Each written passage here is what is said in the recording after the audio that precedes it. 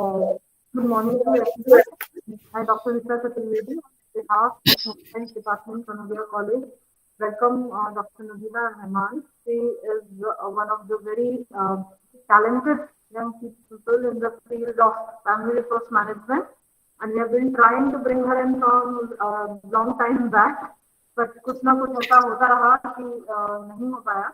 But today, finally, we are here with her, and the topic is going to be very interesting: anthropometry and furniture arrangement. She is a gold medalist in her BSc Home Science, so I hope all the students of BSc Home Science will look up to her and try to learn what she has to give us today. She is a recipient of many awards and has many publications, and we are so happy. Presently, she is working with Government College, Bara. And I welcome you, ma'am. And not wasting much time, we would like to hear it from you. So a very warm welcome on this cold morning in Jaipur. So the session is handed over to you. Good afternoon, respected Principal Ma'am, Dr. Seema Agrawal, Head of the Home Science Department, Dr. Rita Chaturvedi, for giving me this opportunity and giving my lovely introduction. Thank you so much. And Dr. Rachna Goswami and all of you, thank you so much for being this much patient with me, because I have taken a very, very long time, to be here on this platform. Even I was looking forward for it, and I'm really very excited to be here today. Welcome. So you can start with your session now. All right. Shall I start with the presentation now? Yes. Okay.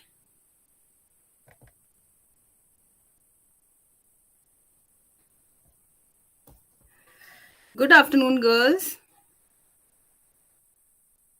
Good afternoon. Okay, I hope you guys are doing well. Good afternoon, ma'am.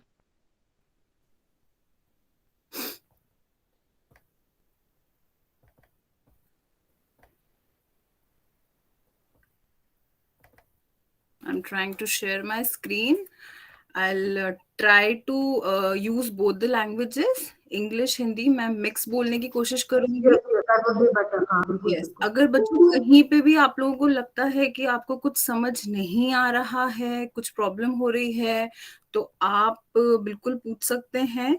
आप comment box में comment drop कर सकते हैं. तो जब भी मैं वो देखूंगी तो I'll definitely respond. या जो भी क्वेश्चन आंसर सेशन होगा उसमें आप अपना क्वेश्चन फॉरवर्ड कर दीजिएगा. ठीक है, चलिए. अब मेरा स्क्रीन विजिबल है सबको? हाँ जी, बिल्कुल. ओके. तो आज का जो मेरा टॉपिक है वो है एंथ्रोपोमेट्री एंड फर्नीचर डिजाइनिंग. चलिए, तो अब एंथ्रोपोमेट्री आई होप आप लोगों के लिए एक नया वर्ड होगा. तो एंथ्रोपोमेट्री एक्चुअली एक ग्रीक वर्ड है, ग्रीक लैंग्वेज से आया है, जिसका क्या मतलब है, ये दो वर्ड से मिलके बना है. ठीक है, जिसमें एंथ्रोपो मीन्स ह्यूमन और मीट्रिक यानी कि मेजरमेंट. यानी हम जब भी ह्यूमन बॉडी को मेजर करते हैं तो वो क्या कहलाता है, एंथ्रोपोमेट्री कहलाता है. आपने कभी अपनी हाइट मेजर करी है, कभी अपना वेट मेजर करा है गर्ल्स?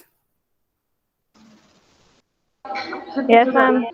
है ना. तो वो जो आपने मेजरमेंट किया है वो भी एक एंथ्रोपोमेट्री का पार्ट है. तो एंथ्रोपोमेट्री कोई एक आउट ऑफ द वर्ल्ड का कोई सब्जेक्ट नहीं है. जो हम डेली लाइफ में ये काम करते हैं ये वही एक सब्जेक्ट है. बस इसका नाम थोड़ा सा ऐसा लगता है कि हैवी है, लेकिन सब्जेक्ट ये वो है जो हम इसको डेली लाइफ में अपने यूज करते हैं. ठीक है, एंथ्रोपोमेट्री.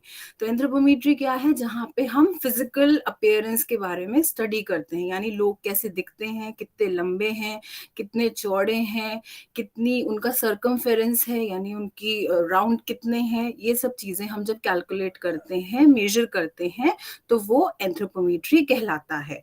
एंथ्रोपोमेट्री में हम बहुत सारी चीजें मेजर करते हैं, जैसे कि साइज, लंबाई, ब्रेथ यानी कि चौड़ाई, ग्रिथ यानी कि सर्कमफेरेंस, किसी भी गोल चीज का मेजरमेंट जो होता है, और डिस्टेंस बिटवीन एनाटॉमिकल पॉइंट्स, यानी हमारे बॉडी में कुछ ऐसे पॉइंट्स होते हैं डिफरेंट डिफरेंट एंगल से जब हम उन्हें देखते हैं तो वो एनाटॉमिकल पॉइंट्स कहलाते हैं। हम इसमें सेंटर ऑफ ग्रेविटी और रेंज ऑफ जॉइंट मोशन, यानी हमारा एक जॉइंट है, मान लीजिए ये मेरा जॉइंट है, ठीक है, ये अब मैं एल्बो को मूव कर रही हूँ तो ये क्या है, ये रेंज ऑफ मोशन है कि ये कितना मूव कर सकता है, ठीक है। फिर हमारे बॉडी डायमेंशंस दो टाइप के होते हैं, यानी जब भी हम किसी की बॉडी को नापते हैं, डायमेंशन यानी कि मेजरमेंट करते हैं, तो वो दो तरह से करते हैं हम, या तो स्टैटिक, स्टैटिक यानी कि स्थिर, स्थिर यानी कि एक जगह पे रुका हुआ, या स्ट्रक्चरल। आप लोगों ने कभी अपनी हाइट मेजर कराई है, तो बोलते हैं ना कि हाइट मेजर करना है तो दीवार से चिपक के खड़े हो जाइए बिल्कुल, और बिल्कुल भी हिलना नहीं है, होता है नहीं होता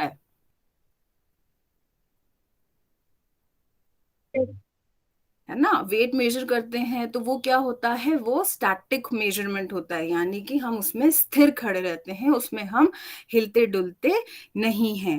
फंक्शनल या डायनामिक, दूसरा टाइप का मेजरमेंट हम कब लेते हैं, फंक्शनल या डायनामिक, यानी जब हम कोई काम या कोई कार्य कर रहे होते हैं, उसको करते समय हम जब अपने बॉडी का मेजरमेंट लेते हैं तो वो कहलाता है स्टैटिक या डायनामिक, ठीक है। अब जैसे आप इस फिगर में देखेंगे, सबको ये फिगर विजिबल है कि यहाँ पे ये हाथ का मूवमेंट कर रहे हैं, ठीक है, डिफरेंट डिफरेंट मूवमेंट है, तो किस मूवमेंट में कितनी इनको जगह चाहिए, ये होता है हमारा फंक्शनल या डायनामिक बॉडी डायमेंशन। ये करते समय, ये मूवमेंट करते समय जब हम बॉडी का मेजरमेंट लेते हैं तो वो होता है हमारा डायनामिक मेजरमेंट। अच्छा, अब मुझे बताओ कि टेलर के पास सबने कभी ना कभी कपड़े सिलवाए होंगे, स्टिच करवाया होगा, तो टेलर हमारा कौन सा वाला मेजरमेंट लेता है, स्टैटिक लेता है या डायनामिक लेता है?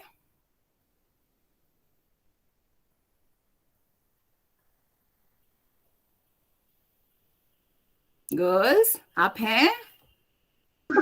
Ma'am static. Yes, ma'am very good, static. Yes yes good, वो हमारा स्टैटिक डायमेंशन लेते हैं, ठीक है। चलिए, अब एंथ्रोपोमेट्रिक मेजरमेंट की कुछ तकनीकें या टेक्निक्स होती हैं, तो दो तरह की टेक्निक्स ब्रॉड में हम करते हैं, एक होती है डायरेक्ट, एक होती है इनडायरेक्ट। डायरेक्ट हमें नाम से पता चल रहा है, डायरेक्ट यानी कि जहां पे जिसका हमें नाप लेना है ना, जिसको हमें मेजर करना है, वो ह्यूमन बीइंग, वो मनुष्य हमारे पास में है, तो वो हमारी डायरेक्ट मेजरमेंट टेक्निक होती है। और इनडायरेक्ट यानी कि जब वो हमारे पास में नहीं है, अवेलेबल नहीं है, फिर हम उनका मेजरमेंट ले रहे हैं, तो वो हमारी इनडायरेक्ट मेजरमेंट टेक्निक होती है। तो डायरेक्ट में हमारी बहुत सारी टेक्निक्स हैं, हम अभी चलते हैं। चलिए, सबसे पहले डायरेक्ट में है एंथ्रोपोमेट्रिक किट, ठीक है। तो जो हमने एंथ्रोपोमेट्री पढ़ा था, अब उसकी एक किट होती है जो कि कुछ इस तरह से दिखती है, ये एंथ्रोपोमेट्रिक किट होती है। इसमें चार चीजें आती हैं, एक होता है एंथ्रोपोमीटर, यानी कि एक तरह का स्केल होता है, स्प्रेडिंग कैलिपर होता है, ये जो दिख रहे हैं ये अभी हम आगे और डिटेल में भी डिस्कस करेंगे, ये चौड़े हो जाते हैं, इन्हें हम स्प्रेडिंग कैलिपर कहते हैं, स्लाइडिंग कैलिपर और एंथ्रोपोमेट्रिक टेप। चलो, अब एक गेस करो कि ये एक एंथ्रोपोमेट्रिक किट है, यानी कि ह्यूमन बीइंग को मेजर करने की, नापने का एक तरह के औजार हैं, तो इनकी रफली क्या कॉस्टिंग होगी, कितनी कीमत होगी इनकी, any guesses?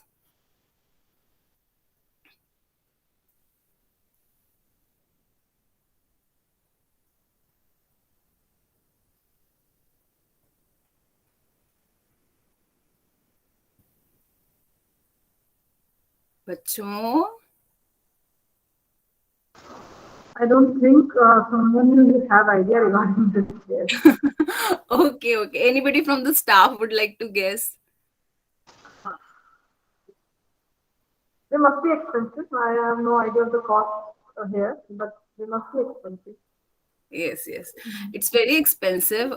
Anthropometric kit cost around 1 to 1.5 lakhs. 1 से 1.5 लाख के बीच में इसकी कॉस्टिंग होती है। अब ये सवाल आता है कि इसकी कॉस्टिंग इतनी ज्यादा क्यों होती है? ये तो नाप ही रहा है, टेलर भी इंची टेप से हमारा नापता ही है ना। अब आपके पास स्केल्स होते हैं, मान लीजिए आपके पास नटराज का स्केल है या अप्सरा का स्केल है या स्टील वाले स्केल्स जो आते हैं, आप अगर उन 10 स्केलों को आपस में रखेंगे तो उनका जो मेजरमेंट है वो डिफरेंट होता है।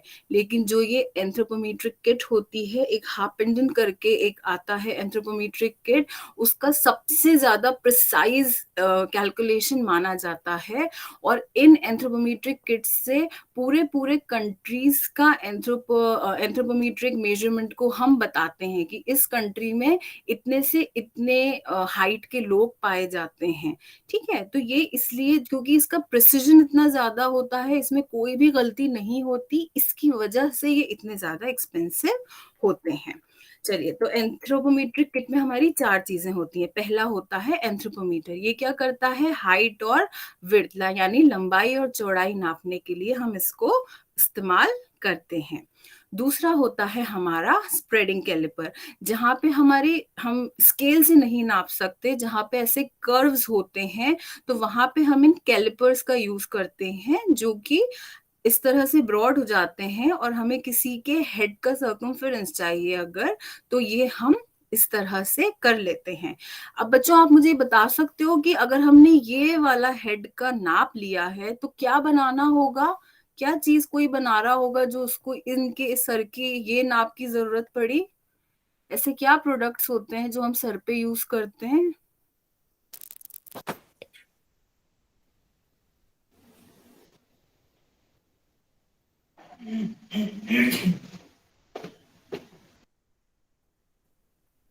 अच्छा, कोई ऐसा प्रोडक्ट हम सर पे यूज करते हैं, कुछ लगाते हैं सर पे? Cap, yes, cap and scarf. Scarf तो बेटा कोई ऐसे साइज का ही नहीं होता, स्कार्फ तो लूज होता है, उसे तो हम किसी भी साइज में डाल सकते हैं। हेलमेट। Yes, helmet. हेलमेट होता है, हेलमेट अलग अलग साइजेस के आते हैं।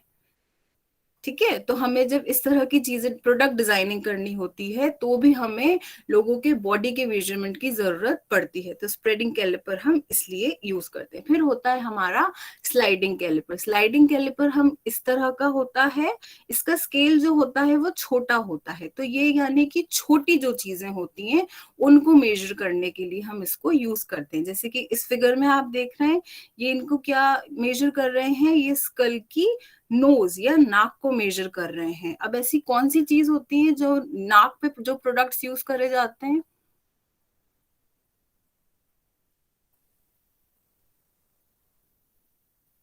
Any idea?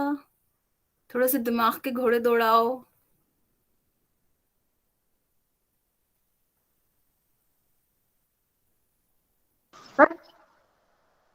यस, चश्मा लगाते हैं। चश्मा लगाते हैं। ओके, ठीक है, अग्री। चश्मा लगाने के लिए हम नोज का ये वाला जो पोर्शन है, जो जहां से हमारी बोन स्टार्ट होती है, उसे मेजर करेंगे, बिल्कुल सही है। अगर वो लूज होगा तो हमारा चश्मा जो है वो स्टेबल नहीं रह पाएगा। एनी अदर प्रोडक्ट विच जो आपके माइंड में आ रहा हो? नोज का मेजरमेंट हम कर रहे हैं तो हम क्या चीज बनाएंगे?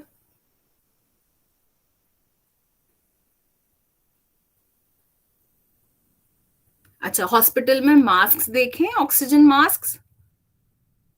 Yes ma'am.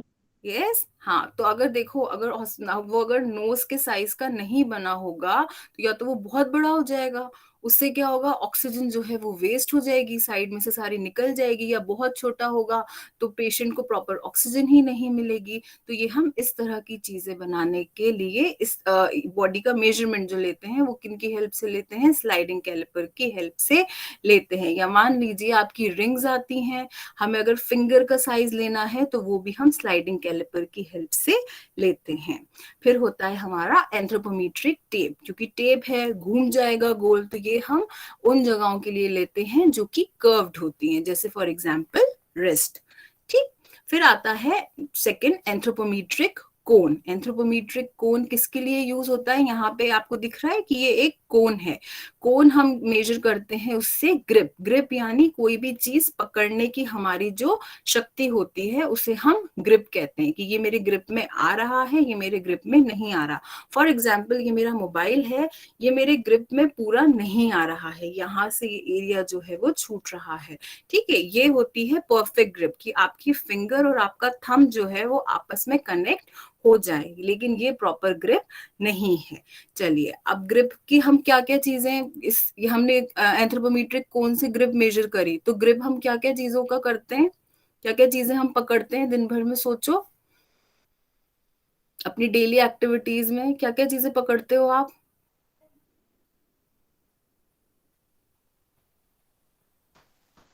बोलो बच्चों। ये सिर्फ मोबाइल पकड़ते हैं आप तो, क्योंकि उनको याद नहीं आ रहा। पेन पकड़ते हैं आप लोग? Yes ma'am. Yes ma'am. तो हम जो पेन भी पकड़ते हैं वो भी क्या होता है, हमारा ग्रिप होता है। कोई कोई पेन आपको लगता है कि ये पेन मुझे लिखने में कंफर्टेबल है, इससे मेरी अच्छी राइटिंग आती है, या ये वाला पेन मुझे बिल्कुल कंफर्टेबल नहीं है, इससे मेरी राइटिंग बिल्कुल अच्छी नहीं आती। होता है ऐसा सबके साथ? Yes ma'am. तो वो क्यों होता है? क्योंकि किसी में हमारी फिंगर्स की ग्रिप अच्छी होती है किसी पेन में, और किसी पेन में हमारी फिंगर की ग्रिप अच्छी नहीं होती। तो ग्रिप की हम जब बात करते हैं तो वो हमारे हाथ की एज वेल एज फिंगर्स की, दोनों की ग्रिप्स होती हैं। ठीक है, हाथ की ग्रिप में जैसे कि हम टू व्हीलर चलाते हैं या साइकिल चलाते हैं, टू व्हीलर चलाते हैं तो एक्सिलरेटर हमारे हाथ में होता है। अगर सोचो वो एक्सिलरेटर इतना बड़ा हो कि आप उसे पकड़ ही ना पाओ अपनी स्कूटी का या एक्टिवा का, तो आपको लगता है आप गाड़ी चला पाओगे? No ma'am. नहीं चला पाएंगे ना। तो इसलिए वो ग्रिप होना जरूरी है, और अगर ग्रिप नहीं होगी तो हमारे एक्सीडेंट होने के चांसेस जो होते हैं वो बहुत ज्यादा हाई हो जाते हैं। फिर होता है हमारा ग्रिप डायनेमोमीटर। अब वो भी ग्रिप थी, ये भी ग्रिप है। वो ग्रिप तो ऐसी थी कि बस हमें सिर्फ पकड़ना है और काम करना है। ठीक है, बहुत ज्यादा उसमें ताकत की जरूरत नहीं थी, स्ट्रेंथ की जरूरत नहीं थी। लेकिन ग्रिप डायनेमोमीटर क्या करता है, या आपकी स्ट्रेंथ को मेजर करता है। यानी आपको कोई चीज पकड़ना भी है और आपको उसमें स्ट्रेंथ की भी जरूरत है, ताकत की भी जरूरत है। अब इसका एक एग्जांपल दो आप मुझे, कि ऐसी कौन सी चीज है कि जिसको पकड़ने में आपको बहुत ताकत लगती है, उठाने में। एंड आई एम श्योर सबने कभी ना कभी उठाई होगी वो चीज, बस थोड़ा सा दिमाग पे जोर देने की जरूरत है।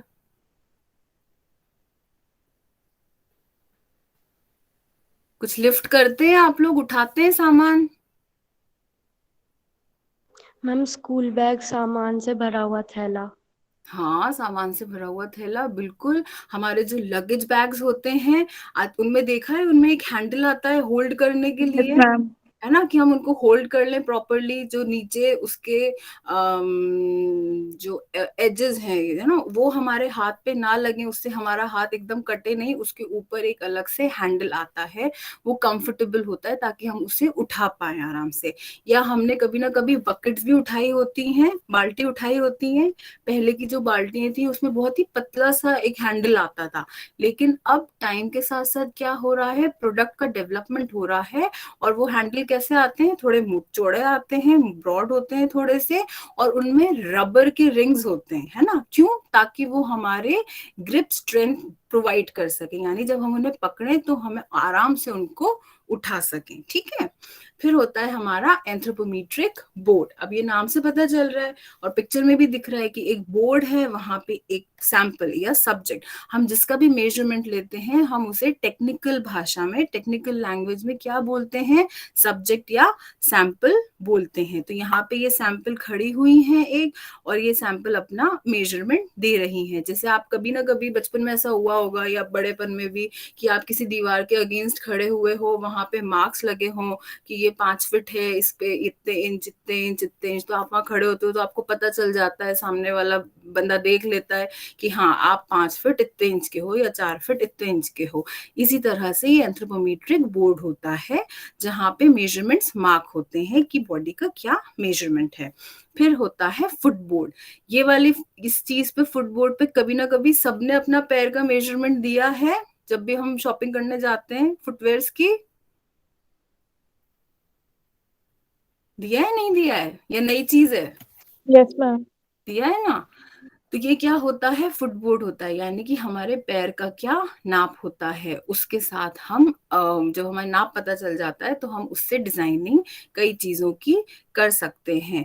कोई ऐसी चीज याद आ रही है जिसमें फुट ऐसी जिसकी जरूरत हो, जहाँ पे पैरों के साइज की, आपको पैरों के मेजरमेंट की जरूरत पड़े, ऐसी मैम कोई? Weighing machine.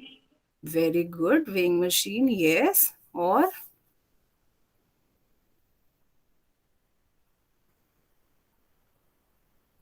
और कुछ?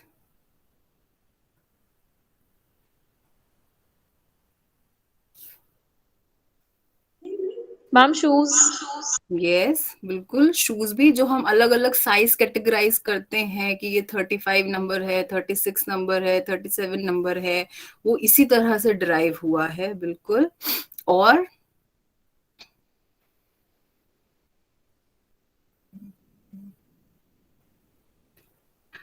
हमारे पेडल्स होते हैं, साइकिल हम चलाते हैं तो उसमें पेडल होता है। हम यस अगर, मैम। है ना, हम अगर टू व्हीलर चलाते हैं, जैसे बाइक होती है तो उसमें गियर्स होते हैं पैर में। कार चलाते हैं तो हमारी एक्सिलरेटर, ब्रेक और क्लच होते हैं। अगर वो हमारे पैर के साइज के नहीं हुए, उसके प्रोपोर्शनेट नहीं हुए, या तो बहुत बड़े हुए या बहुत छोटे हुए, तो आपको लगता है ये चीजें प्रॉपर फंक्शन कर पाएंगी? तो हम इस तरह से फुटबोर्ड से पैरों का मेजरमेंट लेते हैं। फिर आता है skin fold caliper. Skin fold caliper हो सकता है आप लोगों ने न्यूट्रिशन में भी पढ़ा हो। ये क्या करता है, बॉडी के फैट को आइडेंटिफाई करता है। ठीक है, ये यहाँ पे मेजर होता है कि यह कितना ज्यादा फैट यहाँ पे अक्यूमुलेटेड है। अब इससे हम क्या क्या डिजाइन कर सकते हैं चीजें?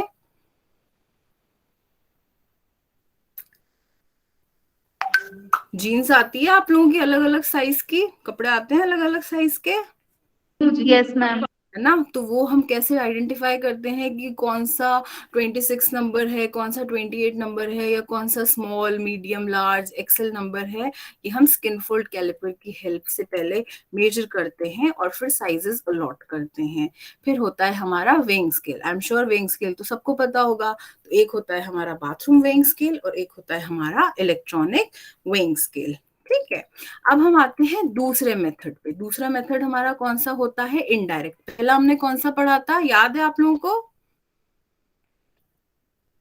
डायरेक्ट मेथड पढ़ा था। डायरेक्ट मेथड में क्या था, यानी कि जो हमारा सब्जेक्ट होता है जिसका हमें मेजरमेंट लेना है, वो हमारे पास होता है, हम उसका डायरेक्ट मेजरमेंट या नाप लेते हैं। इनडायरेक्ट मेथड में हमारा जो सब्जेक्ट होते हैं वो कई बार हमारे पास नहीं होते हैं अपना नाप या मेजरमेंट देने के लिए। तो उसमें हम पहला पढ़ेंगे फोटोग्रामेट्री। फोटोग्रामेट्री, देखो, वर्ड से डरना नहीं है, बहुत ही इजी वर्ड है। फोटोग्राफ्स का सबको शौक है, तो फोटोग्राम और मीट्री तो हम पढ़ ही चुके हैं। एंथ्रोपोमीट्री में मीट्री का क्या मतलब था बच्चों?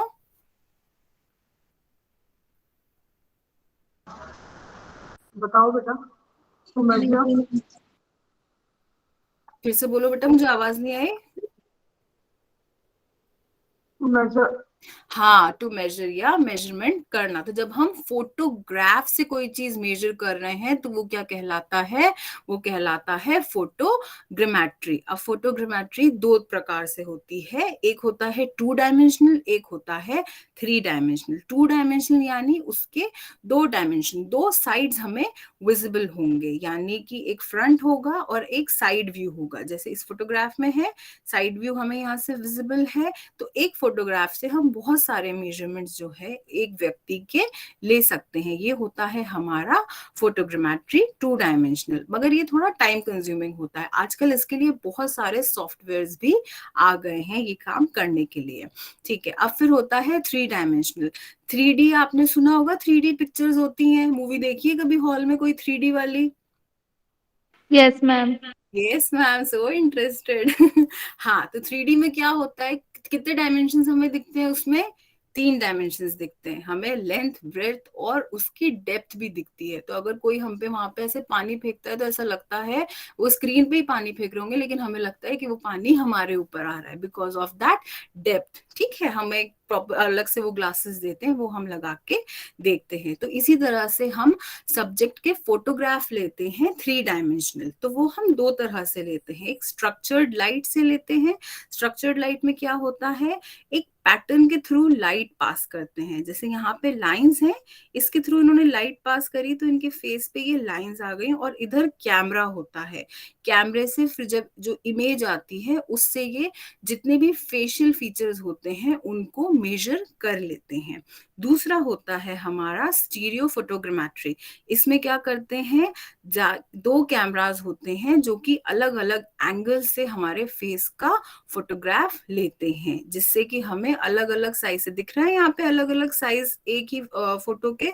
तो एक ही सैंपल के जब हमें अलग अलग तरह से मिल जाता है तो हमें उनको मेजरमेंट करना आसान हो जाता है। ये मेथड हम जब यूज करते हैं जब हमारा जो सैंपल है वो बहुत दूर हो, या मान लीजिए हमारा सैंपल अब इस दुनिया में ही एग्जिस्ट नहीं करते हैं, तो अगर हमें उनका मेजरमेंट करना है तो हम इस तरह का 3 डायमेंशनल फोटोग्रामेट्री से या 2 डायमेंशनल फोटोग्रामेट्री के मेथड से उनका मेजरमेंट करते हैं। चलिए, दूसरा है हमारा प्लास्टर या क्ले कास्टिंग मेथड। अच्छा, सबने बत्ती सी देखी है घर में, एल्डरली लोगों की या बुजुर्ग लोगों की देखिए? Yes ma'am. अच्छा, किसी को प्रोसीजर पता है इसका कैसे किया जाता है, या कभी आपका कोई ऑर्थोडोंटिक ट्रीटमेंट हुआ हो, कभी कुछ इस तरह का आपका डेंटल ट्रीटमेंट हुआ हो जहां पे डेंटिस्ट आपके दांत का नाप लेते हैं? कैसे लेते हैं, कुछ आइडिया?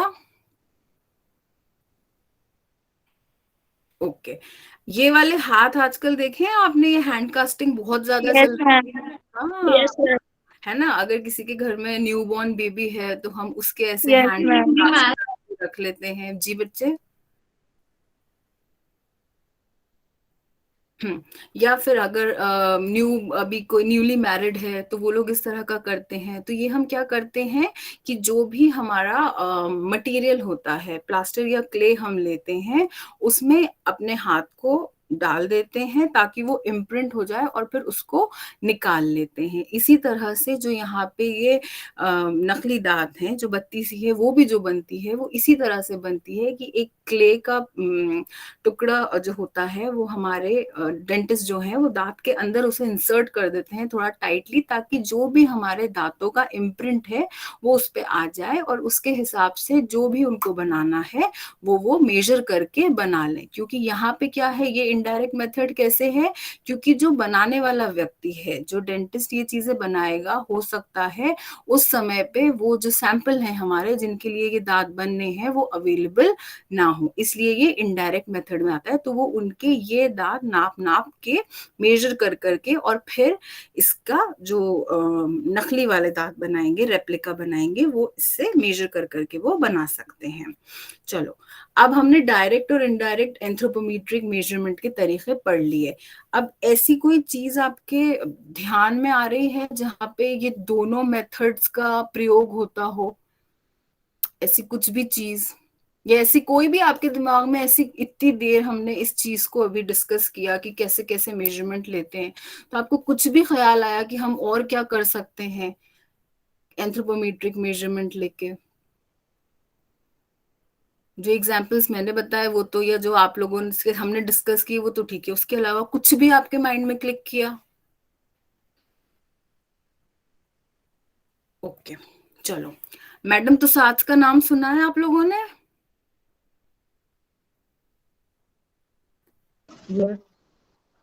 मैडम तुसाद जो होता है ये एक वैक्स म्यूजियम है, ठीक है। यहाँ पे क्या होता है कि जो सेलिब्रिटीज होते हैं उनके यहाँ पे स्टैचूज जो है वो बनाए जाते हैं। तो यहाँ पे एग्जाम्पल के तौर पे मैंने शाहरुख खान का पिक किया है।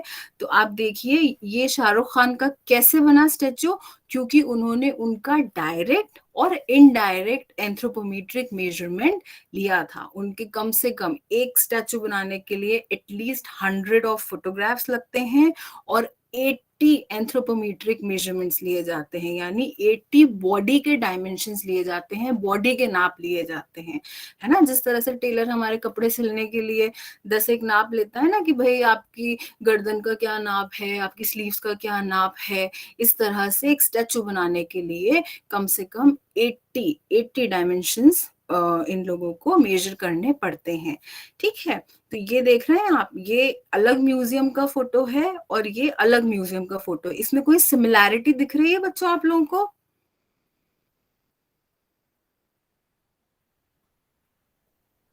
कोई सेम चीज हो? ये तो रियल वाला शाहरुख खान है, ये स्टैचू है। तो इसमें और इसमें कोई कोई सेम चीज आपको नजर आ रही है? पोस्टर सेम है, No, ma'am. नहीं, जो पोस्टर है खड़े होने का वो सेम है। यस यस यस, जो पोस्चर है वो सेम है, क्योंकि जब इन्होंने शाहरुख खान को मेजरमेंट किया था, जब उन्होंने शाहरुख खान का नाप लिया था, तो शाहरुख खान ने उन्हें इस पोस्चर में ही खड़े होके नाप दिया था। तो अब वर्ल्ड में जितने भी मैडम तुसाद में शाहरुख खान के स्टैचूज लगे हैं, वो आपको इसी पोस्चर में मिलेंगे। कपड़े अलग मिल सकते हैं, जैसे यहाँ पे ये अलग ड्रेस पहने हुए हैं, यहाँ पे अलग ड्रेस पहने, लेकिन जो इनका पोस्चर है वो एक ही है, क्योंकि इनके इसी तरह से मेजरमेंट्स लिए गए थे। ठीक है, क्लियर हुआ यहाँ तक आप लोगों को? इसमें कुछ भी डाउट है अभी तक में? क्योंकि अब थोड़ा सा हम ट्रैक चेंज करेंगे। क्लियर है कि ऑल क्लियर है? क्लियर यानी तो यहाँ गया, और ऑल क्लियर यानी यहाँ से चला गया ऊपर से।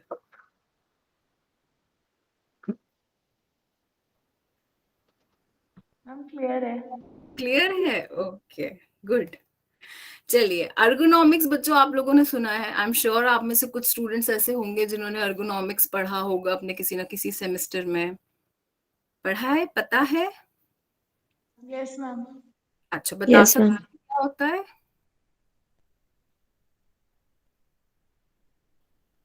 अपने वर्ड्स में बताओ, नो बुकिश डेफिनेशन, बुक की डेफिनेशन नहीं चाहिए, आप जो समझे हो उससे वो बता Ma'am, दो। ergo means work और nomics means science, मतलब work की science.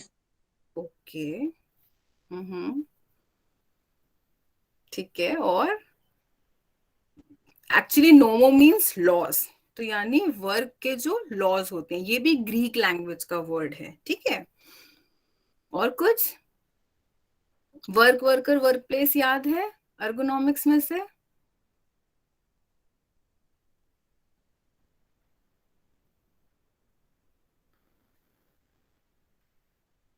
चलो, तो जब हम अर्गोनॉमिक्स की बात करते हैं तो अर्गो मीन्स वर्क, जैसा कि अभी हमें एक स्टूडेंट ने बताया, और नोमो मीन्स लॉज, तो यानी जो काम करने के सिद्धांत होते हैं, लॉज होते हैं, उन्हें हम अर्गोनॉमिक्स कहते हैं।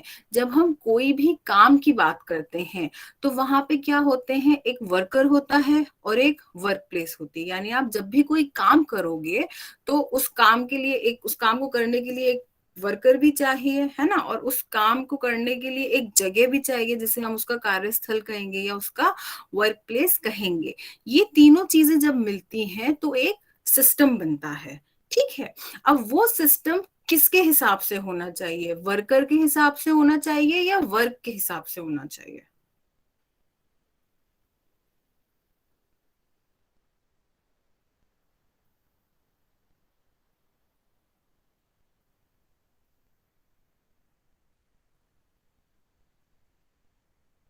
यस करो। वर्कर के अकॉर्डिंग। वर्कर के अकॉर्डिंग, वेरी गुड। अब वर्कर के अकॉर्डिंग क्यों होना चाहिए?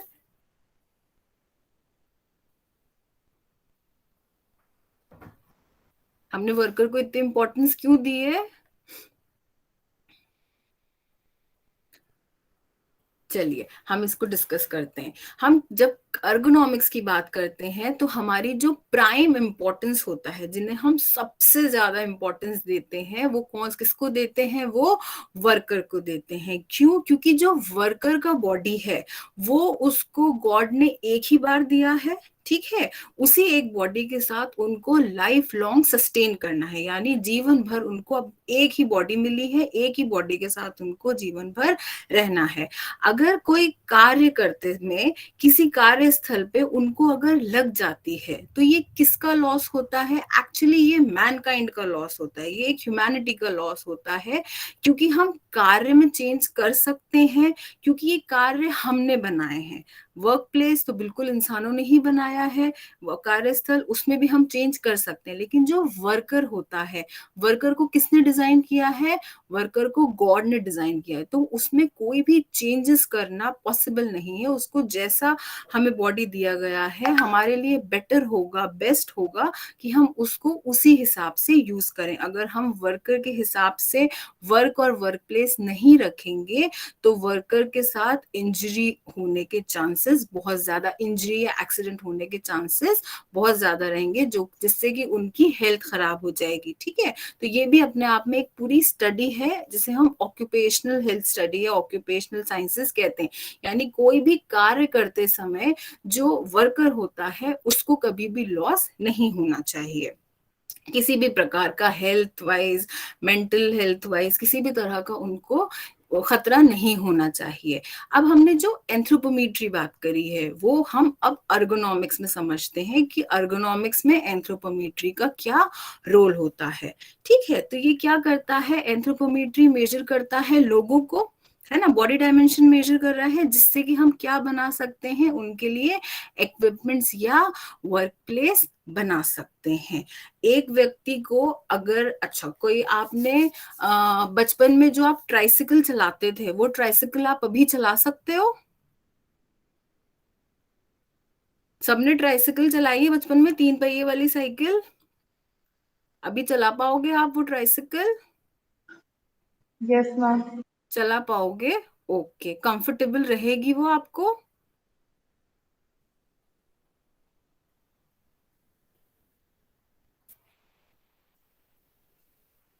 कंफर्टेबल रहेगी? No ma'am. No ma'am. सही कहा है, चला तो हम सकते हैं भाई, थोड़ी देर अनकंफर्टेबल होके चला तो सकते हैं, लेकिन हम जब उसको चलाएंगे तो वो हमें कंफर्टेबल नहीं रहेगी, तो हमारे एक्सीडेंट के चांसेस बढ़ जाएंगे।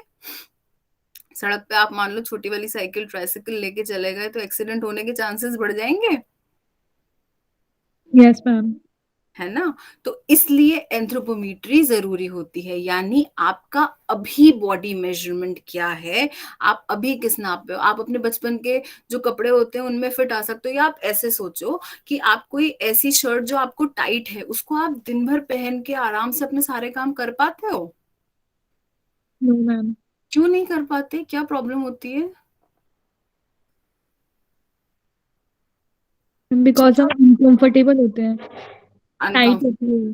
टाइट होती है, अनकंफर्टेबल होती है। हम अगर कोई भी मूवमेंट करेंगे तो क्योंकि वो शर्ट हमें टाइट है, हमारा मूवमेंट वो रेस्ट्रिक्ट कर देगी, है ना। हम अगर हाथ अपना आगे बढ़ाना चाह रहे हैं कोई काम करने के लिए, हम वो नहीं कर पाएंगे, हम कुछ उठाना चाह रहे हैं वो नहीं उठा पाएंगे, हमें एक अनईजीनेस रहेगी। तो यही एंथ्रोपोमेट्री का अर्गोनॉमिक्स में रोल होता है कि अगर हमें कोई भी वर्क प्लेस वर्कर के लिए कंफर्टेबल बनाना है तो हमें उसको कैसे बनाना पड़ेगा?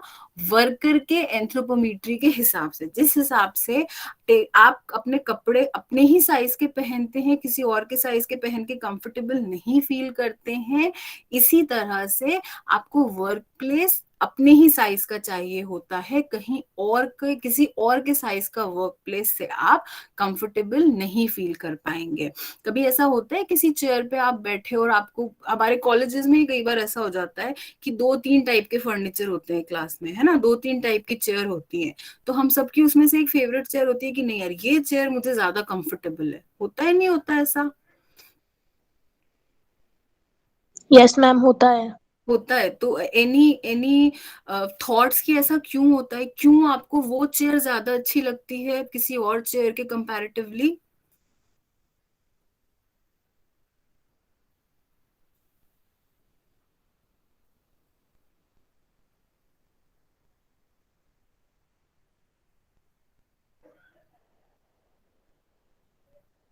क्योंकि वो चेयर हमारे बॉडी मेजरमेंट के अकॉर्डिंग होती है, ठीक है।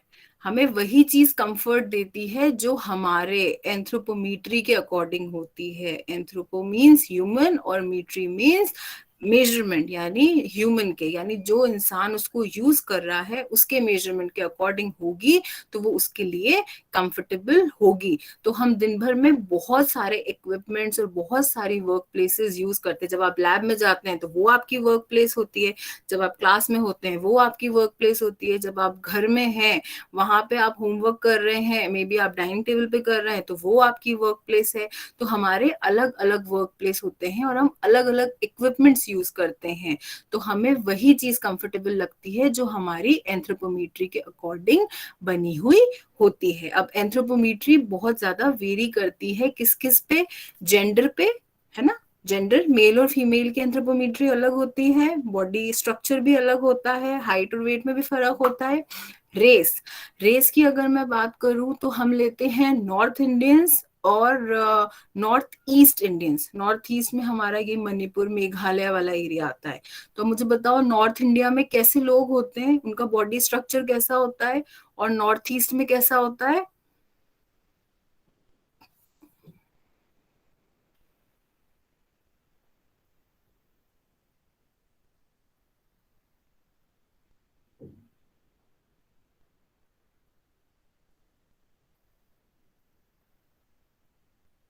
हाइट में कोई डिफरेंस होता है उन लोगों के। अच्छा चलो ऐसे नहीं करते, अमेरिका के जो लोग हैं और चाइना के जो लोग हैं उनकी बॉडी में कोई डिफरेंस।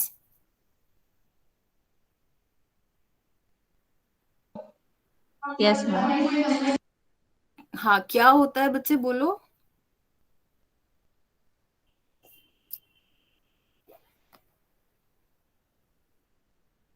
डिफरेंस है, आपने यस मैम बोला, क्या होता है डिफरेंस।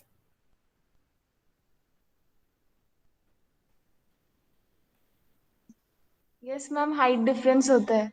हाइट डिफरेंस होता है ना। ये हम एक फोटो देखते हैं एग्जाम्पल के लिए। ये ब्रिटिश एरा का पिक्चर है, ठीक है, काफी पुराना है, और ब्रिटिश ने क्योंकि बहुत सारे कंट्रीज को कॉन्कर किया था, तो ये वहाँ उन सारी कंट्रीज के लोग हैं, ठीक है। तो मान लो कोई चेयर इन्हें कंफर्टेबल है, तो आपको लगता है वो चेयर इन्हें भी कंफर्टेबल हो पाएगी। No ma'am. नहीं हो पाएगी, है ना। क्यों नहीं हो पाएगी।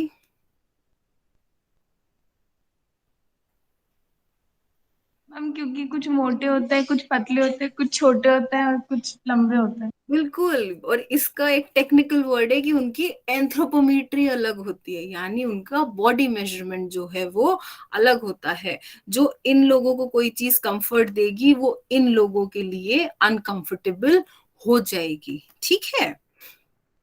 चलिए, तो हमारा एंथ्रोपोमेट्रिक मेजरमेंट जेंडर की वजह से वेरी करता है, रेस की वजह से, यानी अलग अलग रीजन में अलग अलग तरह के बॉडी स्ट्रक्चर पाए जाते हैं, और एज की वजह से वेरी करता है, यानी कि अलग होता है। चलो, अब बच्चों परसेंटाइल शब्द आप लोगों ने सुना है। परसेंटाइल, हम कुछ टेस्ट भी देते हैं, एग्जाम्स भी देते हैं, तो उसमें परसेंटाइल आता है। एनी आइडिया, एनीबडी हैव, किसी को भी कोई रफ आइडिया हो परसेंटाइल का।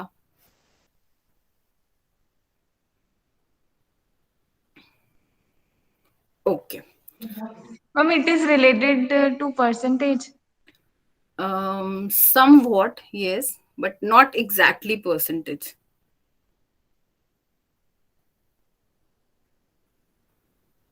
चलो ठीक है। अच्छा, अब मान लीजिए आप, हमारे पास 100 लोग हैं, है ना, 100 सैंपल हैं जिनका हमें मेजरमेंट लेना है। ये बात हमने पहले डिस्कस कर ली थी कि सैंपल क्या होते हैं जिनका हमने मेजरमेंट लेना है, ठीक है, जिनको हम स्टडी करते हैं वो हमारा सैंपल कहलाते हैं। अगर मेरे पास 100 सैंपल हैं तो उसमें एक व्यक्ति तो होगा जिसकी सबसे कम हाइट होगी। मेरे पास 50 मेल हैं और 50 फीमेल हैं, ठीक है। अब एक महिला ऐसी होंगी जिनकी सबसे कम हाइट होगी और एक पुरुष ऐसे होंगे जिनकी सबसे कम हाइट होगी। ठीक है, एक महिला होंगी जिनकी महिलाओं में सबसे ज्यादा मैक्सिमम हाइट होगी और एक पुरुष भी ऐसे होंगे जिनकी पुरुषों में सबसे मैक्सिमम हाइट होगी। ठीक है, अब जो महिलाओं में पुरुषों में जो मैक्सिमम हाइट है वो क्या है, जो भी मैक्सिमम हमारे पास है उसे हम 100% मानते हैं। मान लीजिए आपने कोई टेस्ट दिया है, ठीक है, आपने टेस्ट दिया है 10 नंबर का दिया है, आपके हाईएस्ट नंबर आपकी क्लास में आते हैं 8, तो वो 8 क्या होगा, वो 8 होगा 100%। ठीक है, उसे हम 100% मानते हैं। तो अब यहाँ पे जिनकी सबसे कम हाइट है उन्हें हम 1% मानते हैं, यानी वो पहली महिला है, पहले पुरुष हैं, और जिनकी सबसे मैक्सिमम हाइट है उसे हम 99% मानते हैं। ये वाला कॉन्सेप्ट बच्चों थोड़ा सा समझ आया आप लोगों को, या मैं दोबारा से एक्सप्लेन करूं? No, yes ma'am. आया, समझ आया? बस मुझे लग रहा है एक दो बच्चे ही बोलते हैं, बाकी सारे बच्चे तो ऐसे हैं कि चलो यही जवाब दे दें, हम तो सुन लेंगे। चलो, तो हम क्या करते हैं कि ये हमारा मिनिमम होता है और ये हमारा मैक्सिमम होता है, और बीच में हमारे 95% हम लेते हैं। अब जब हम डिजाइनिंग करते हैं, ठीक है, अब यहाँ पे हमने हाइट लिया कि कुछ पॉपुलेशन छोड़िए, मतलब कुछ हमारे सैंपल है, उन सैंपल में कुछ लोग होंगे जिनकी बिल्कुल कम हाइट होगी, मिनिमम हाइट होगी, वो क्या कहलाएंगे, हमारे 5th परसेंटाइल, यानी कि सबसे कम वाले। और जिन लोगों की सबसे ज्यादा हाइट होगी वो हमारे कहलाएंगे 95th परसेंटाइल। और जो बीच के होंगे, एवरेज तो सबको पता है, एवरेज हम कैसे निकालते हैं, जितने भी हमारे पास चीजें होती हैं उनका हम टोटल करके अपॉन n, यानी जितने भी नंबर्स थे उनसे डिवाइड कर देते हैं। ठीक है, तो हम यहाँ पे जब हम डिजाइनिंग की बात करते हैं, क्योंकि अब हमने क्या करना है, फर्नीचर डिजाइन को हम समझेंगे, तो हम डिजाइन किसके बेसिस पे करते हैं, 5th और 95th परसेंटाइल। 5th यानी जो सबसे छोटी महिला है वो, और 95th कौन है, जो सबसे लंबे पुरुष है वो। अगर कोई भी प्रोडक्ट ये दोनों व्यक्ति यूज कर लेंगे तो इनके बीच के तो सारे लोग ही इस्तेमाल कर लेंगे। ठीक है, इसे हम अभी थोड़ा सा देखते हैं। तो हमने ये चीज ऑलरेडी डिस्कस कर ली कि एक चेयर जो इनके लिए कंफर्टेबल होगी वो इनके लिए कंफर्टेबल नहीं होगी। ठीक है, अब हम बात करते हैं एप्लीकेशन ऑफ एंथ्रोपोमेट्री, यानी हमने अभी तक जितनी भी एंथ्रोपोमेट्री पढ़ी है, ह्यूमन बॉडी को मेजरमेंट करने का तरीका पढ़ा है, उसे हम फर्नीचर डिजाइनिंग में कैसे अप्लाई करें। भाई टेलर भी नाप लेता है लेकिन हम उससे फर्नीचर डिजाइनिंग तो नहीं कर सकते, है ना, तो उसके लिए तो हमें थोड़ा सा डिफरेंट पढ़ना पड़ेगा। तो हम फर्नीचर डिजाइनिंग में एंथ्रोपोमेट्री कैसे इस्तेमाल करेंगे, अब हम वो पढ़ेंगे। किसी भी चेयर को हम देखें, हमने चेयर का मैंने एग्जांपल लिया क्योंकि चेयर ऐसी होती है जो हम सबने इस्तेमाल कर रखी होती है। हमारे चेयर में एक हेडरेस्ट होता है जिसपे हम अपना सर टिकाते हैं, एक आर्म रेस्ट होता है जहां पे हम अपने हाथों को टिकाते हैं, सीट डेप्थ होती है यानी चेयर की गहराई जिसपे हम बैठते हैं, सीट पैन भी हम इसको कहते हैं। फिर बैक रेस्ट होता है जहां पे हमारी कमर को टिकाते हैं। लंबर सपोर्ट नीचे लोअर बैक वाला एरिया होता है। फिर हमारी सीट हाइट होती है जो हम फ्लोर से मेजर करते हैं, और रेक्लाइन यानी कि पीछे वो कितना जा सकती है चेयर। अच्छा, अब थोड़ा सा बच्चों ध्यान देने वाली बात है, थोड़ा सा। ठीक है, अब एंथ्रोपोमेट्री चेयर के लिए, अब जैसे कपड़े सिलने के लिए टेलर हमारे नाप लेता है, इस तरह से अगर आपको चेयर बनानी है ना, फर्नीचर डिजाइन कर रहे हैं हम, आप लोगों के सिलेबस में भी है, तो अगर फर्नीचर डिजाइन करना है तो हमें कुछ कुछ तो नाप लेने पड़ेंगे। तो सबसे पहला नाप हमें लेना पड़ेगा उनका स्टेचर यानी कि उनकी लंबाई, जमीन से लेके उनके सर के हाईएस्ट पॉइंट तक जो होती है वो उनका स्टेचर होता है। ठीक है, फिर है हमारा सिटिंग हाइट यानी ये जो होता है जहां पे ये बैठे हुए हैं इसे हम सीट पैन बोलते हैं, पीछे भी हमने ये बात पढ़ी थी। तो इस बैठी हुई जगह से जो उनके हेड के टॉप पॉइंट तक होता है ये होती है उनकी सीटिंग हाइट, यानी बैठे हुए में व्यक्ति की ऊंचाई कितनी है, ये है हमारी सिटिंग हाइट। फिर है शोल्डर हाइट, यही हमारे सीट पैन से लेके शोल्डर तक जितनी लंबाई होती है ये हमारी शोल्डर हाइट होती है। फिर है हमारी एल्बो हाइट, ये हमारी सीट पैन से लेके एल्बो तक, ये हमारी कोहनी है। तो हमारे चेयर की जहाँ पे हम बैठते हैं वहां से लेके एल्बो तक हम हमारी एल्बो हाइट नापते हैं। फिर आता है हमारा शोल्डर ब्रेथ, ये एक शोल्डर के एंड से दूसरे शोल्डर तक की जो चौड़ाई होती है वो कहलाती है हमारी शोल्डर ब्रेथ। फिर ये देखिए, ये हमारा घुटना है, घुटने के अंदर वाला जो एरिया होता है, बाहर तो हमारी नी होती है, ठीक है, नी कैप हम बोलते हैं, है ना। तो ये बाहर वाला पोर्शन नी है, अंदर वाला जो पोर्शन है उसे हम बोलते हैं पॉप्लीटियल हाइट, पॉप्लीटियल बोलते हैं हम, ठीक है।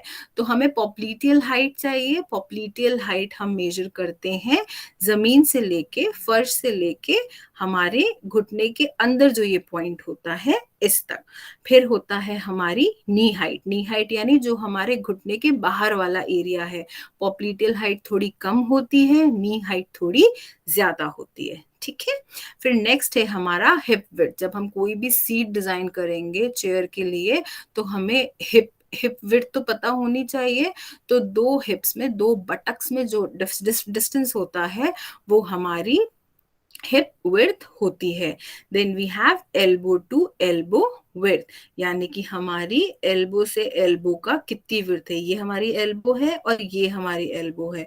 तो दोनों एल्बो के बीच में जितनी चौड़ाई है वो होती है हमारी एल्बो टू एल्बो विड्थ। फिर है हमारा एल्बो फिंगर टिप लेंथ, यानी एल्बो से लेके, यानी कोहनी से लेके फिंगर टिप की लेंथ। क्योंकि हमने चेयर में जो आर्म रेस्ट बनाना है उस आर्म रेस्ट पे हाथ कितना लंबा होगा हमारे व्यक्ति का जो उस पे बैठेगा, तो हमें उसके लिए ये लेंथ पता होनी चाहिए। फिर आता है बटक पॉप्लीटियल लेंथ, यानी बटक से लेके, हिप से लेके पॉप्लीटियल तक ये वाली कितनी होगी। ये इससे हम डिसाइड करते हैं कि हमारी जो सीट पैन है जिस पे हम चेयर पे बैठते हैं उसकी गहराई या उसकी डेप्थ कितनी रखी जाएगी। फिर है हमारा बटक नी लेंथ, बटक नी लेंथ यानी कि ये वाली हमारी बटक से लेके हमारी नी तक की ये आगे वाली जो लेंथ है ये बटक नी लेंथ है। Then we have abdominal depth, यानी हमारे पेट का, है ना, पीछे से लेके आगे तक, इसको हम एंथ्रोपोमेट्रिक टेप से मेजर करते हैं, ठीक है। फिर है हमारा four arm width, four arm हमारा ये है तो ये हमारा फोर आर्म विड्थ है। और फिर है हमारी थाई थिकनेस, यानी हमारी एक थाई जो है वो जहां से शुरू हो रही है और जहां खत्म हो रही है उसकी कितनी चौड़ाई है। चलो अब हमें सीट हाइट के लिए, यानी चेयर की हाइट कितनी होनी चाहिए, उसके लिए हम किसका यूज करते हैं, कौन सा एंथ्रोपोमेट्रिक मेजरमेंट, ये वाला पॉप्लीटियल हाइट। क्योंकि अगर इससे ज्यादा ऊंची हुई तो मेरे पैर क्या हो जाएंगे, जमीन से उठ जाएंगे और हवा में रह जाएंगे, है ना। और अगर पैर हवा में रहते हैं तो क्या होता है बच्चों, कभी ऐसा हुआ है कि आप किसी चेयर पे बैठे और आपके पैर जमीन को टच नहीं कर रहे, हवा में रह गए, डैंगलिंग हो गए, यानी लटकते रह गए वो।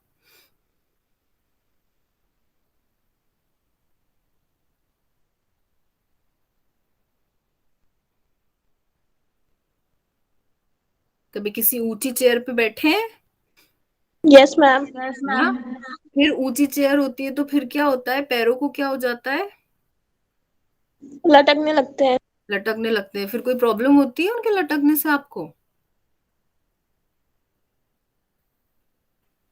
नहीं होती?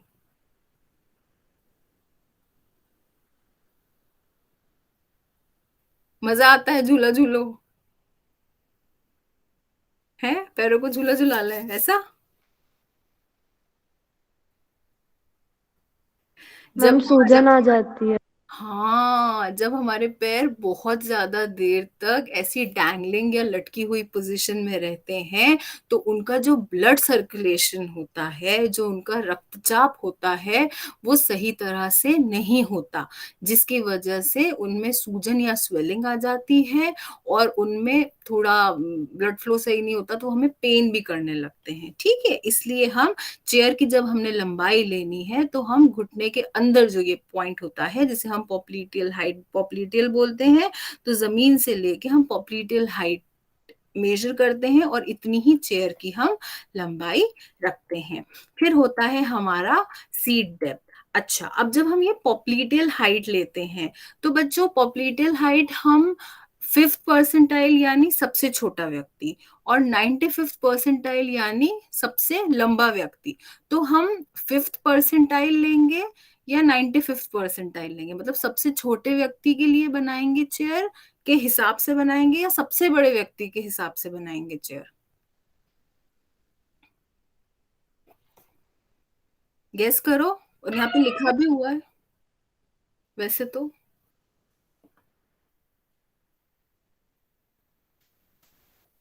फिफ्थ परसेंटाइल के हिसाब से हम बनाएंगे, 5th परसेंटाइल वो भी महिला।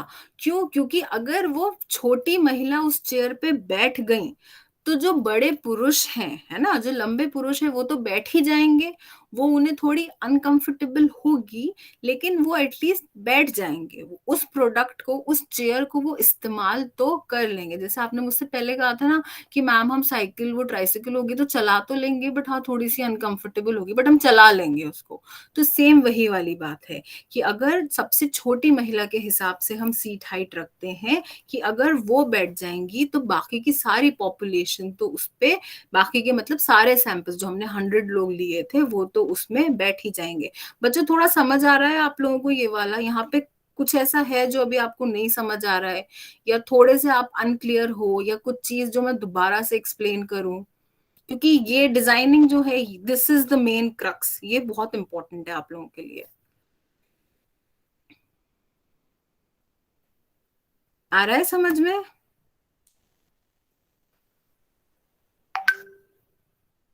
गर्ल्स,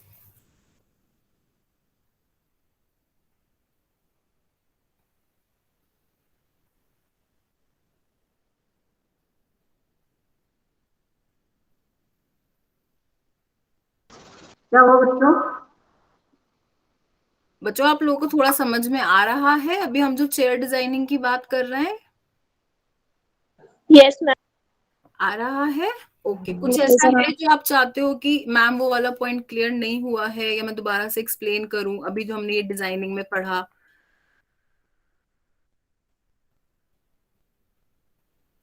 आगे चलूं?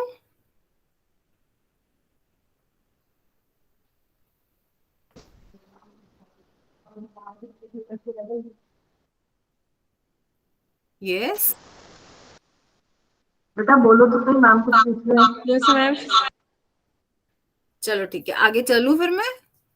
Yes ma'am. चलो अब हमें सीट डेप्थ बनानी है। सीट डेप्थ यानी कि सीट की ये वाली गहराई, ठीक है। तो इसके लिए हमें क्या मेजरमेंट की जरूरत होगी, है ना? इसके लिए हमें बटक से पॉप्लीटियल हाइट की, यानी कि हमारा ये बटक है और ये हमारा पॉप्लीटियल हाइट है, ये हमें पूरी जरूरत होगी। हमारी सीट की गहराई जो होगी भाई इतनी तो होनी चाहिए, जितनी हमारी यहाँ की लेंथ है ये हमें लेनी पड़ेगी। इसके लिए भी हम 5th परसेंटाइल यानी सबसे छोटी वाली महिला की मेजरमेंट से हम ये बनाते हैं। फिर आता है हमारा सीट विड्थ यानी कि सीट की चौड़ाई, ठीक है। सीट की चौड़ाई के लिए हम क्या लेते हैं? हम सीट की चौड़ाई के लिए हिप विड्थ लेते हैं, ये वाला पॉइंट, यानी कि हमारे हिप का एक आउटर पोर्शन से दूसरा जो मैक्सिमम आउटर पोर्शन होता है वो होती है हमारे हिप की चौड़ाई या हिप की विड्थ। ये हम लेते हैं सीट डेप्थ के लिए, ये हम लेते हैं 95th परसेंटाइल। 95th परसेंटाइल यानी कि जो सबसे चौड़ा आदमी होगा, है ना, 100 में से जो सबसे ज्यादा चौड़ा आदमी होगा उसका हम ये वाला मेजरमेंट से बनाते हैं। ऐसा क्यों बनाते हैं हम? क्योंकि अगर मोटा आदमी बैठ जाएगा चेयर पे तो जो पतले हैं वो तो बैठ ही जाएंगे, थोड़ी सी जगह बचेगी, कोई बात नहीं, बच जाएगी। लेकिन अगर मोटा कंफर्टेबली उस चेयर पे फिट हो गया तो यानी पतलों के लिए तो वो चेयर ऑटोमेटिकली कंफर्टेबल हो ही जाएगी, ठीक है। फिर हम ये डेस्क वाले 3 पॉइंट्स छोड़ते हैं, फिर हम आते हैं आर्म रेस्ट विड्थ पे। आर्म रेस्ट विड्थ यानी ये हमारा आर्म रेस्ट है ना, जिसमें हम अपना हाथ टिकाते हैं, इसकी विड्थ यानी कि इसकी चौड़ाई। इसके लिए हमें कौन से चीज की जरूरत होगी? इसके लिए हमें आर्म रेस्ट के लिए फोर आर्म विड्थ यानी कि ये वाला, यानी हमारा जो ये फोर आर्म होता है ये कितना चौड़ा है, क्योंकि हम यही आर्म रेस्ट पे रखेंगे तो फोर आर्म विड्थ की हमें जरूरत होगी। ये हम किसका लेंगे, 95th लेंगे या 5th लेंगे? ये हम 95th लेंगे कि अगर मोटे आदमी का हाथ रेस्ट कर जाएगा तो पतले आदमी का तो आराम से रेस्ट कर ही जाएगा उस पे हाथ। ठीक है, फिर है हमारा back rest height. Back rest height में हम लेते हैं शोल्डर हाइट बैठे हुए, है ना। बैक रेस्ट हमारे चेयर में जनरली इतने ही होते हैं, है ना। तो वो कहाँ तक होता है, आपका यहाँ से हिप से लेके आपके शोल्डर तक का जो हाइट होती है वो होती है शोल्डर हाइट। इससे हमारे कुर्सी के जो पीछे टिकने वाला रेस्ट होता है उसे हम बैक रेस्ट बोलते हैं, और वो बैक रेस्ट हम इस हाइट से बनाते हैं। ये हम किसके हिसाब से बनाएंगे, ये हम 5th परसेंटाइल फीमेल के, यानी कि जो छोटी वाली महिला थी उनके हिसाब से बनाएंगे कि अगर उनकी कमर टिक जाएगी तो जो बड़े लोग हैं, जो लंबे पुरुष हैं, उनकी थोड़ी ऊपर वाली कमर नहीं टिकेगी, वो चल जाएगा, लेकिन लोअर बैक पे सबको सपोर्ट मिलना चाहिए। फिर है हमारा बैक रेस्ट विड्थ, यानी कि बैक रेस्ट की चौड़ाई, जिस कुर्सी पे हम बैठते हैं कमर टिकाते हैं उसकी कितनी चौड़ाई होनी चाहिए, तो उसकी चौड़ाई हम आइडेंटिफाई करते हैं शोल्डर ब्रेथ से, यानी कि शोल्डर कितने चौड़े हैं। तो जितना चौड़ा शोल्डर होगा, कम से कम उतना तो हो भाई, हम जैकेट उसी साइज की पहनते हैं जितने चौड़े हमारे शोल्डर होते हैं, तो हम चेयर भी उसी साइज पे बैठ पाएंगे जितना चौड़ा हमारा शोल्डर हो, नहीं तो हम तो ऐसे सिकुड़ जाएंगे बिल्कुल, तो उससे तो हमारा पॉस्चर ही खराब हो जाएगा, तो वो हम नहीं करते, इसलिए हम शोल्डर ब्रेथ लेते हैं।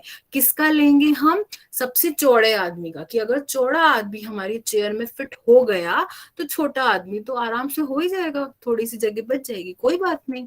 फिर आता है हमारा बैक रेस्ट एंगल, है ना। ये हमारा बैक रेस्ट है, इसमें एंगल्स होते हैं, ठीक है। तो ये बैक रेस्ट एंगल यानी कि कितना होना चाहिए, 95 डिग्री से 105 डिग्री तक। अच्छा, हमारा जो पोस्चर होता है, अगर हम यहाँ पे बात करें पोस्चर की, तो हमारे बॉडी के जितने भी जॉइंट्स हैं वो सब कितने पे हैं, 90 डिग्री के एंगल पे हैं। देखो ये 90 डिग्री के एंगल पे है, ये 90 डिग्री के एंगल पे है, ये 90 डिग्री के एंगल पे है, यानी जो हमारे नेचुरल जॉइंट्स होते हैं वो 90 डिग्री के एंगल पे होते हैं। अब 90 से थोड़ा सा इधर उधर हम करेंगे तो हमें कंफर्टेबल रहेगा, लेकिन अगर हम 90 से बहुत ज्यादा डिविएट हो जाएंगे तो वो हमारे लिए अनकंफर्टेबल होगा, हमारी कमर में दर्द होने लगेगा। भाई आप योगा करते हैं, वो योगा का वो पीछे जाने वाला पोस्चर जो होता है, I don't even know the name, I am sorry, लेकिन वो हम करते हैं तो क्या हम बहुत लंबे समय तक के लिए उस पोस्चर में रह पाते हैं? नहीं, हम थोड़े से सेकंड्स ही उस पोस्चर को मेंटेन कर पाते हैं, फिर हम वापस से हमारे नेचुरल पोस्चर पे आ जाते हैं। इसलिए जो चेयर में रिक्लाइन हम डालते हैं, बैकरेस्ट का जो एंगल होता है वो 95 से 105 डिग्री तक का ही रखते हैं, इससे ज्यादा हम नहीं रखते, नहीं तो वो भी हमारे बैक के लिए नुकसानदेह होगा। तो इसके साथ आप लोगों का आज का सेशन फिनिश होता है। आपकी चेयर डिजाइनिंग सिर्फ इतनी ही चीजों की जरूरत होती है एक चेयर को डिजाइन करने के लिए। इन मेजरमेंट्स को हम लेते हैं तो हमारी चेयर जो है आराम से डिजाइन हो जाएगी। अब आज के पूरे सेशन में ऐसा कुछ भी है गर्ल्स जो आप लोगों को समझ में नहीं आया है, you are more than welcome to ask.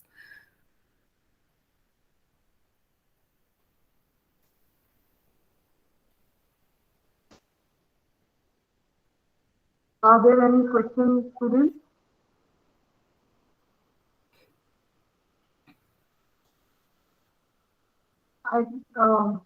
Personally, I must congratulate you, ma'am, because this has been a very informative session. मतलब हम लोगों के लिए भी बहुत सारी इंफॉर्मेशन बहुत यूजफुल रही है आज के सेशन में। स्टूडेंट्स को शायद कॉम्प्रिहेंड करने के लिए थोड़ा सा टाइम लगेगा, क्योंकि कुछ चीजें हैं जो शायद जिन्होंने पहली बार उस तरीके से इन्होंने सुनी है।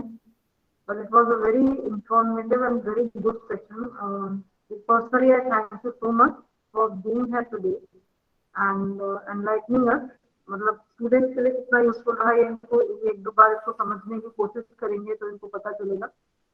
पर हम लोगों के लिए पर्सनली बहुत बेनिफिशियल रहा है. I have learned a lot in today's session. It's my pleasure. और मैंने कोशिश करी है कि मैं सिंपलेस्ट से सिंपलेस्ट फॉर्म में ब्रेक करके एंथ्रोपोमेट्री और फर्नीचर डिजाइनिंग का चेयर डिजाइनिंग मैं स्टूडेंट्स को बता पाऊँ, because it's a complex subject and definitely it's a complex subject और अंडरस्टैंडिंग के लिए बेसलाइन नॉलेज होने की भी थोड़ी सी शायद जरूरत रहती है. एब्सोल्युटली एब्सोल्युटली, क्योंकि परसेंटाइल का कॉन्सेप्ट इज लिटिल कॉम्प्लिकेटेड. हाँ, वो एक सेशन में पूरा समझाना, वो भी ऑनलाइन में, जहाँ की थोड़ा सा कम्युनिकेशन में गैप होता है, that is little tedious. But हाँ, परसेंटाइल अगर मतलब ये ऑब्वियसली रिकॉर्ड हो गया है तो students can watch it over and over again.